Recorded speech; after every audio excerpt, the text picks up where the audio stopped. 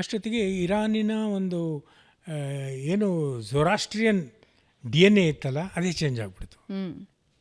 Everybody is become radicalised, most of them. So ಹಾಗಾಗಿ ಇವರು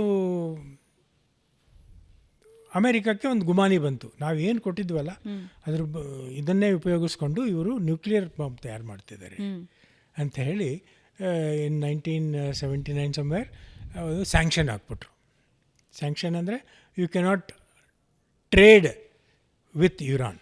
but sir, when ಖೊಮೇನಿನ in case UK ಮತ್ತು USA regime change ಮಾಡೋದಕ್ಕೆ implant ಮಾಡಿದರೆ ಸಡನ್ಲಿ ಯಾಕೆ ಖೊಮೇನಿನ ಕಂಡ್ರೆ ಉರಿದು ಬೀಳೋಕ್ಕೆ ಶುರು ಆದರು? ಯಾಕೆ ನಿರ್ಬಂಧಗಳು? ಯಾಕಂದರೆ ಖೊಮೇನಿ ನಾವು ಕ್ರಾಸ್ ಹಿಸ್ ಲಿಮಿಟ್.